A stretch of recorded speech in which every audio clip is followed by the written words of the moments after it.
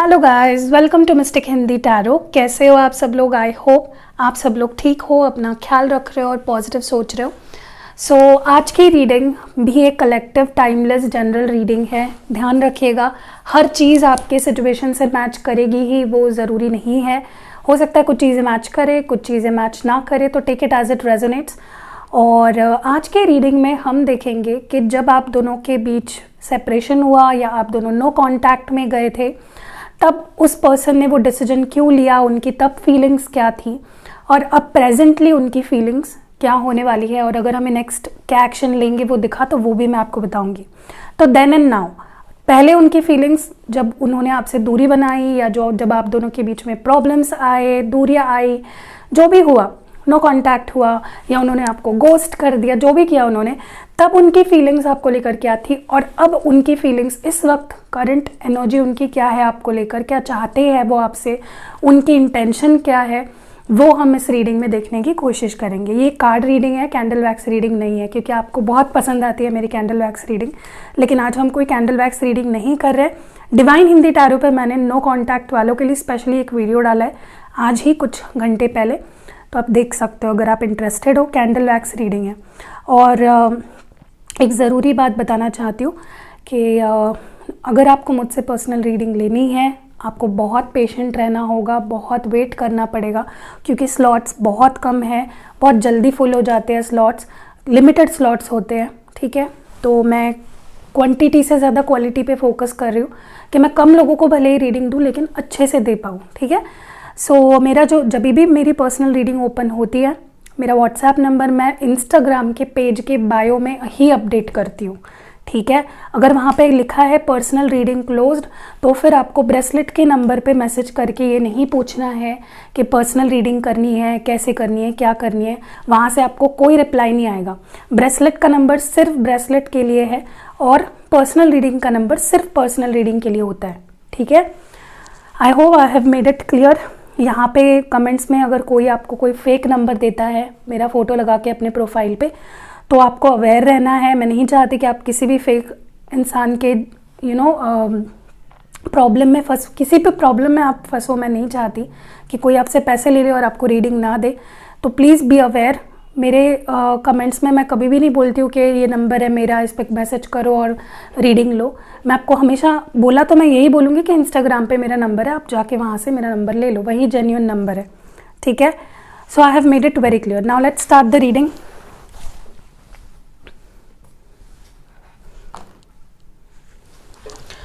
Okay, तो मुझे जो कार्ड्स चाहिए वो है यहाँ पे।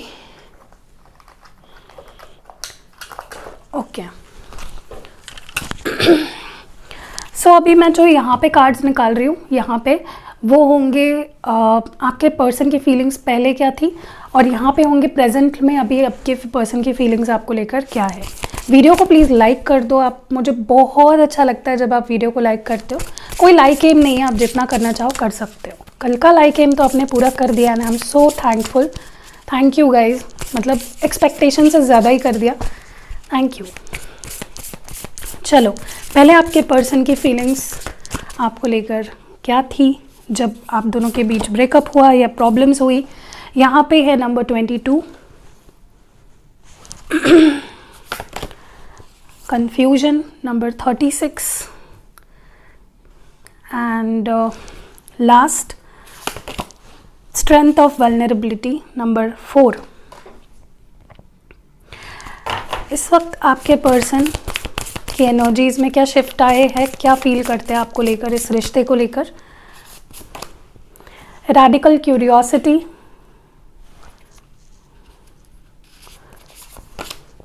पर्सपेक्टिव नंबर 39, मैं नंबर्स बाद में बताती हूँ आपको कौन से दिख रहे हैं, एंड मेल्टिंग मास्क नंबर 16। फिर से बता देती हूँ। ओके, तो यहाँ पे है नंबर 4, नंबर 22, नंबर 36, 2, 39 और 16 एंड ये जो बॉटम डेक में है मूविंग फॉरवर्ड की एनर्जी है। ठीक है, यहाँ पे डेफिनेटली मुझे लगता है कि कोई तो मूव ऑन कर रहा है करंट सिचुएशन में, या तो ये आप हो।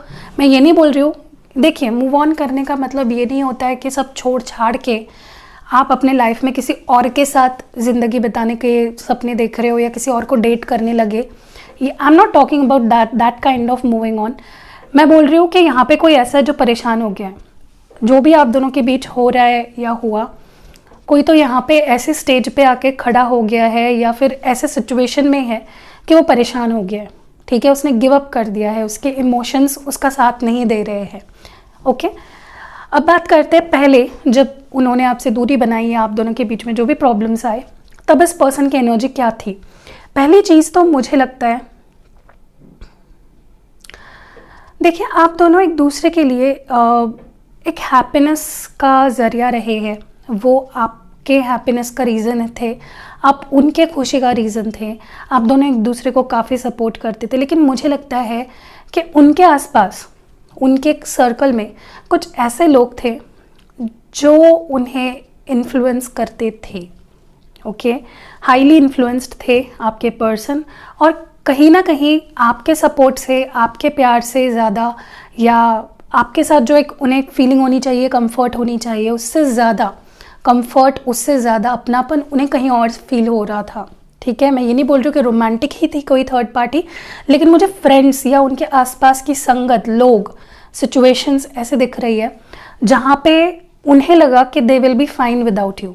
मतलब वो अगर आपसे दूर हो जाए या बात ना करे, रह सकते हैं या खुश रहेंगे, ऐसा इस पर्सन को लगा, या हाईली इन्फ्लुएंस्ड थे, किसी ने इनको बहुत ज़्यादा इन्फ्लुएंस करा है। ठीक है, दूसरी चीज़ जो मैं यहाँ पे देख रही हूँ, कन्फ्यूजन। बिल्कुल भी उन्हें वो क्या कर रहे हैं, वो आपको क्या बोल रहे हैं, वो क्या डिसीजन ले रहे हैं, उन्हें समझ में नहीं आ रहा था।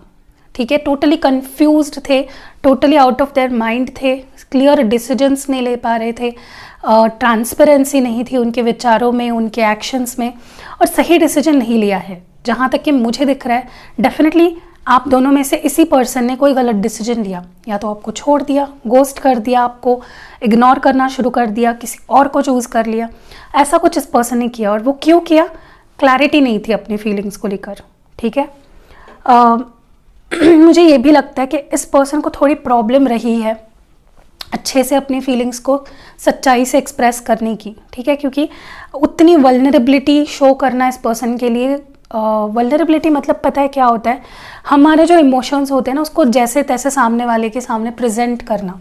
अगर हम इमोशनल फील कर रहे हैं तो उसे वैसे कि वैसे सामने वाले के सामने प्रेजेंट करना, उसको शो करना कि भाई मैं इमोशनल हो रहा हूँ या मैं खुश नहीं हूँ। ठीक है, तब इस पर्सन का ऐसा था कि ये पर्सन बिल्कुल भी उनमें हिम्मत नहीं थी अपने अंदर के इमोशंस, अपने अंदर जो भी चल रहा है उनके अंदर, ठीक है, आपको लेकर उसके लिए स्टैंड लेने की या उसको क्लियरली आपके सामने दिखाने की।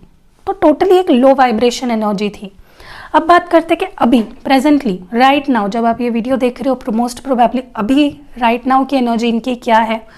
दे want to know about you. मुझे लगता है इनका ना आपको लेकर, इस रिश्ते को लेकर नज़रिया काफ़ी बदल चुका है।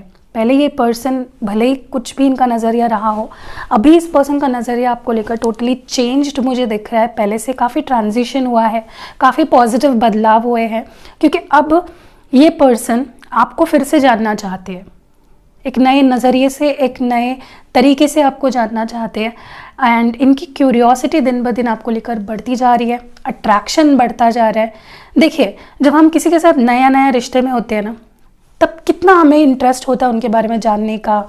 या आपने भी एक्सपीरियंस किया होगा, जब आप इस पर्सन के साथ नए नए रिश्ते में गए, कितने क्यूरियस थी ये पर्सन आपके बारे में जानने के लिए, आपको इम्प्रेस करना, आपके पीछे भागना, आपको चेस करना, आपको हैप्पी रखने के लिए छोटी छोटी चीज़ें करना। तो टाइम के साथ हम कंफर्टेबल हो जाते हैं और यही सारी चीज़ें करना हम बंद कर देते हैं। ठीक है, वैसा ही कुछ आपके रिश्ते में हुआ है पास्ट में। अब ये पर्सन आपको फिर से आपके लिए वो सब करना चाहते थे। वो एक गाना मुझे याद आ रहा है, आप इस वीडियो के बाद वो गाना सुनिएगा। ठीक है, आजकल मुझे बहुत सॉन्ग्स चैनल हो रहे हैं, तो एक सॉन्ग मैं आपको बताती हूँ, इस वीडियो के बाद आप वो सुनना, उसमें से कोई साइन या कोई मैसेज आपके पर्सन की तरफ से आपको मिलेगा। चलो एक बार फिर से अजनबी बन जाए हम दोनों, ये सॉन्ग आप सुनिएगा। मुझे नहीं पता कौन से मूवी का है, पुराना सॉन्ग है, किसी को पता होगा तो कमेंट्स में बताना, मैं पिन कर दूंगी या फिर कमेंट्स में लिख दूंगी कहीं पे।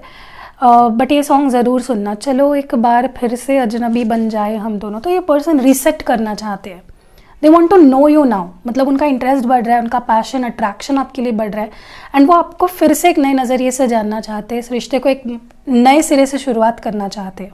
ओके, दूसरी चीज़, इस पर्सन का नज़रिया बड़ा ही क्लियर हो गया है। पहले क्या था, कन्फ्यूजन था, कॉन्फिडेंस की कमी थी, डिसीजन मेकिंग का थोड़ा सा लैक यहाँ पे दिख रहा है मुझे। अब ये पर्सपेक्टिव इनका स्ट्रॉन्ग हो गया, क्लियर हो गया, ट्रांसपेरेंट हो गया है। Now they see you with all new energy, एक नई एनर्जी से ये आपको देख रहे हैं। ठीक है, बड़े ही शांत नज़र आ रहे हैं मुझे, बड़े ही क्लियर माइंडसेट में नज़र आ रहे हैं, एंड तैयार है कॉम्प्रोमाइज़ करने के लिए, आपको नए सिरे से एक मौका देने के लिए, इस रिश्ते को एक मौका देने के लिए। एंड नेक्स्ट मुझे जो यहाँ पे नज़र आ रहा है कि वल्नरेबल पहले नहीं थे ना, एक मास्क लेके घूमते थे, एक इनसिक्योरिटी लेके घूमते थे। ठीक है, अब क्या हो रहा है, धीरे धीरे वो मास्क उतर रहा है, वो इनसिक्योरिटीज़ ख़त्म हो गई है, एंड वो अपने आप को एक्सेप्ट कर रहे हैं जैसे वो है, एंड वो आपके सामने वैसे ही आना चाहते। कोई भी यहाँ पे झूठे पर्दे नहीं रखना चाहते आप दोनों के बीच में। They want to be very clear with you, see through, मतलब एकदम ट्रांसपेरेंट हो जाए आप दोनों के बीच की सिचुएशन, ऐसा ये पर्सन चाहते हैं। ओके, चलिए अब देखते हैं टैरो कार्ड से। पहले इस पर्सन के अंदर जो ये स्ट्रेंथ नहीं थी वल्नरेबल होने की, उसकी वजह क्या रही है, हम थोड़ा डीप में जानते हैं ना रीडिंग को, ताकि आपके मन में कोई डाउट ना हो। मुझे पता है कई लोगों को ओवर थिंक करने की आदत होती है, तो बहुत सोचते हैं ये ऐसा क्यों बोला दीदी ने, बता देती। ठीक है, ओके, यहाँ पे जो कार्ड आया है वो द मैजिशियन। देखिए, ये पर्सन मुझे लगता है जब पहले इन्होंने आपको छोड़ा या व्हाटएवर जो भी हुआ है आप दोनों के बीच में, इन्हें ना ओवर कॉन्फिडेंस था। उन्हें लगता था कि मैं अगर किसी के सामने अपने पत्ते ओपन नहीं करूँगा, मैं अगर किसी के ज़्यादा इमोशनल अटैचमेंट नहीं रखूँगा, तो मुझे कोई भी मेरा कुछ नहीं बिगाड़ सकता। तो ये पर्सन ऐसे है जिन्हें अपने लाइफ का कंट्रोल रखना या अपने लाइफ को अपने तरीके से जीना बहुत पसंद है, खुश मिजाज पर्सन है, और मुझे लगता है कि इनको जैसा जो चाहिए था अपने लाइफ में इन्होंने वो किया है। This person is a magician. ठीक है, मैं ये नहीं बोल रही कि वो जादू करते हैं, लेकिन एक एनर्जी ऐसी कि जहाँ पे इस पर्सन को लगता है कि वो सब कुछ कर सकते हैं, दे हैव एवरीथिंग। वो किसी को भी मैनिपुलेट कर सकते हैं, किसी को भी कंट्रोल कर सकते हैं। तो इस वजह से क्या हुआ कि इस पर्सन ने कभी भी अपनी रियल साइड, अपनी रियल इमोशंस नहीं आपके सामने एक्सप्रेस किए। ठीक है, विमेन सपोर्टिंग विमेन क्यों है यहाँ पे?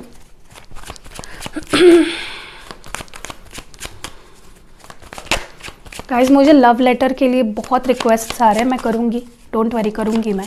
ठीक है, और इस बात कुछ अलग करेंगे, ग्रुप्स में करेंगे। ठीक है, 9 ऑफ पेंटिकल्स। मुझे डेफिनेटली लगता है कि ये पर्सन या तो एक बहुत ही स्ट्रॉन्ग बैकग्राउंड से बिलोंग करते हैं, जहाँ पे अबंडेंट, मतलब सब कुछ, वो बोलते हैं ना कि born with a silver spoon, पैसा, शोहरत, इज्जत, रिस्पेक्ट बहुत मिली है इस पर्सन को, और इस पर्सन के आसपास के लोग इन्हें बड़ा ही ज़्यादा पैम्पर करते हैं। तो इन्हें कभी भी किसी की इतनी, देखिए, जब एक इंसान के पास बहुत सारे लोग होते हैं ना उसकी केयर करने के लिए, उससे प्यार करने के लिए, तो या तो ये पर्सन सेल्फ मेड है, इन्हें सब कुछ मिला है, या इन्होंने सब कुछ कमाया है, अपना एम्पायर बिल्ड किया है, एंड फिर इनके आसपास काफ़ी ऐसे लोग हैं जिनका काफ़ी प्रभाव है इनके ऊपर। ठीक है, तो इस वजह से इस पर्सन ने आपको इग्नोर किया, क्योंकि उनके पास कोई और ऑप्शंस थे। अब ये ऑप्शन या तो कोई रोमांटिक थर्ड पार्टी थी, या तो कोई इनके फ्रेंड्स थे, या तो इनका कोई रिलेटिव था, या तो इनकी फैमिली रही है। ठीक है, तो इन्हें आपकी तब ज़रूरत महसूस नहीं हुई। कन्फ्यूजन यहाँ पे क्यों रहा है इनके मन में पास्ट में? डिवाइन प्लीज़ गाइड करे, क्लियर मैसेजेस दे हमें। 9 ऑफ स्वॉर्ड्स, ये लोअर वाइब्रेशन में थे। ठीक है, 9 of swords is a very low vibration energy. ये पर्सन बिल्कुल भी इमोशनली स्टेबल नहीं थे। हो सकता है कि जब ये आपसे लास्ट जब इन्होंने डील किया आपसे, कुछ डिप्रेशन या एंग्जाइटी से डील कर रहे थे, कुछ टेंशन्स थे इनको जो शायद इन्होंने बताए नहीं आपको, या मे बी बताए होंगे, आई डोंट नो, बट कुछ तो इमोशनल ट्रॉमा से गुजर रहे थे, या इनके ऊपर किसी चीज़ का स्ट्रेस था, या कोई बर्डन था, या insomnia, I don't know what this is, या कोई हेल्थ इशू थी, जिसकी वजह से क्या हुआ कि वो सही डिसीजन सही टाइम पे नहीं ले पाए, उन्होंने गलत डिसीजन लिया। ठीक है, डिवाइन प्लीज गाइड करें करंट एनर्जीज में रेडिकल क्यूरियोसिटी क्यों है। Okay, king of swords. अब ये पर्सन ना लीड लेना चाहते हैं, स्ट्रॉन्ग मैस्कुलिन एनर्जी में आ चुके हैं ये पर्सन और लीड लेना चाहते हैं इस रिश्ते को बचाने के लिए, आपको क्लैरिटी देने के लिए, कुछ दूध का दूध पानी का पानी करने के लिए। I don't know but this person wants to take the charge. अब ये चार्ज लेना चाहते हैं to make this relationship more beautiful. अब तक ये लीड नहीं ले रहे थे, साइड लाइन कर रहे थे, आपको इग्नोर कर रहे थे, बट अब ये आपके लिए सब कुछ करना चाहते हैं। What is this perspective all about? Now ये आपको दिखाना चाहते हैं कि मैं कितना इंटरेस्टेड हूँ तुम में, या मैं कितनी इंटरेस्टेड हूँ तुम में। ओके, पर्सपेक्टिव क्यों है? 7 ऑफ कप्स। सी पहले कैसा था, कंफ्यूजन था, उन्हें समझ में नहीं आ रहा, मे बी उनके पास चॉइसेस थे या उनको लगता था आपके पास चॉइसेस है, ट्रस्ट इश्यूज रहे थे उनको आपसे, उनको लगता था आपको तो कोई भी मिल जाएगा, या तो आपके पास बहुत ऑप्शंस है, आपको उनकी ज़रूरत नहीं है, या वाइस वर्सा उनके पास कुछ ऑप्शंस थे, या उनके पास ऐसे सिचुएशंस या ऐसे लोग थे जो उनको कंफ्यूज करते थे। ठीक है, तो कहीं ना कहीं अब वो नहीं रहा, अब उन्हें काफ़ी क्लैरिटी मिल चुकी है, they know what they want, उन्हें पता है कि आप क्या हो, उन्हें पता है आप उनकी फीलिंग्स आपके लिए क्या है एंड उन्हें क्या करना चाहिए, दे नो नाउ। ठीक है, मेल्टिंग मास की एनर्जी क्यों है यहाँ पे? Okay, night of swords, Gemini, Libra, Aquarius. यहाँ पे साइंस कौन से मैं बता देती हूँ। यहाँ पे जेमिनाई है with this magician, 9 of pentacles, taurus, Virgo, Capricorn, 9 of swords, king of swords and night of swords से जेमिनाई, लिब्रा, एक्वेरियस, और 7 ऑफ कप से कैंसर, स्कॉर्पियो, पाइसिस। देखिए मुझे लगता है कि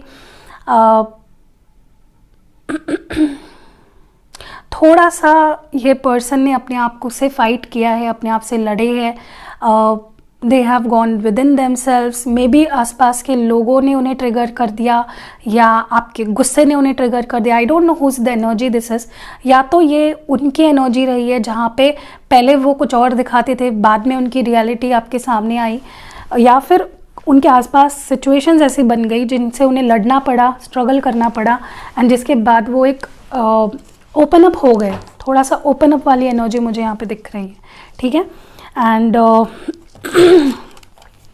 I think someone wants justice here. या तो ये आप हो या तो आपके पार्टनर है, क्योंकि मैंने मूविंग फॉरवर्ड एनर्जी को यहाँ पे क्लैरिफाई किया विद द बॉटम डेक। मुझे लगता है या तो आपको लगता है कि आगे बढ़ जाना, मूव ऑन हो जाना ही मेरे लिए, मेरे सेल्फ लव को या मेरे सेल्फ रिस्पेक्ट की ज़रूरत है, के लिए ज़रूरी है। आई don't know who this is. ठीक है, चलिए ऑब्स्टैकल्स देख लेते हैं आपके कनेक्शन में इस वक्त क्या ऑब्स्टैकल्स हैं आपके पर्सन की तरफ से। First card is healing family issues, your love life benefits as you forgive your parents.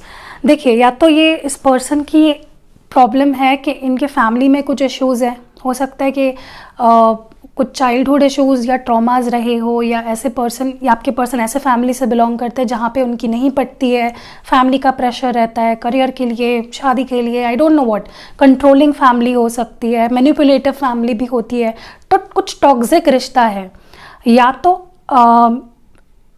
उन्हें कहीं ना कहीं मुझे लगता है कि उन इश्यूज से या तो वो अपने पेरेंट्स को एक्सेप्ट नहीं करते हैं, ऐसा कुछ हो सकता है। ठीक है, तो जब होता है, ये होता है कि कभी कभी हम जब अपने पेरेंट्स से ठीक से नहीं बिहेव करते, हमारे फैमिली को एक्सेप्ट नहीं करते या पेरेंट्स को फॉरगिव नहीं करते थे ना दिल से, तब तक रिश्ते हमारे बाकी सुधरते नहीं हैं। क्योंकि अगर आप ये जानते होंगे, हमारा जो मून होता है वो हमारे मदर से लिंक्ड होता है, और हमारा सन जो होता है वो हमारे फादर प्लेसमेंट्स जो होते हैं ना हमारे चार्ट में, नेटल चार्ट हमारा जो एस्ट्रोलॉजी की बात कर रही हूँ मैं, तो आपका सन आपके फादर से जो रिश्ते हैं उससे रिलेट करता है, और मून जो होता है वो आपके मदर से जो रिश्ता है उससे रिलेट करता है। तो होता है उसका एक अपना ही एस्ट्रोलॉजिकल एक चेंजेस आते हैं। अगर तो बोला जाता है कि अगर कुछ दूषित हो जाए तो वो आपके मदर और फादर के साथ आपके रिश्ते बहुत ख़राब हो जाते हैं, और जब तक आप उनको फॉरगिव नहीं कर देते तब तक आपके रिश्ते फिर नहीं सुधरते। ठीक है, तो आपको दिल से माफ़ कर देना चाहिए कुछ चीज़ों को। तो ये आपके पर्सन का कुछ एक इशू हो सकता है। Express your love, go ahead and make the romantic gesture. मुझे लगता है आपके पर्सन थोड़ा हिचकिचा रहे हैं अपनी फीलिंग्स आपके सामने एक्सप्रेस करने से, जो कि वो कर देंगे, क्योंकि मुझे जो इनकी करंट एनर्जीज दिख रही है ना, वो पर्सन करेंगे। लेकिन एक मैं आपको एडवाइस देना चाहती हूँ कि ये पर्सन थोड़ा सा डोमिनेटिंग लग सकता है आपको। नेक्स्ट टाइम जब भी आपसे डील करेंगे, थोड़ा सा आप पे रौब झाड़ रहे हैं या आपको ज़बरदस्ती कर रहे हैं, मुझे रहना ही है, तुम कुछ भी करो, मुझे नहीं पता, ऐसा कुछ बोल सकते हैं, ट्रिगर भी कर सकते हैं, क्योंकि they want you by hook और बाय क्रुक। तो उसको पाने के लिए वो किसी भी तरह का रास्ता चुन सकते हैं। डिवाइन प्लीज़ गाइड करें। तो हो सकता है कि एक्सप्रेस करने में उन्हें थोड़ी दिक्कत हो रही है, तो that is the problem and keep an open mind.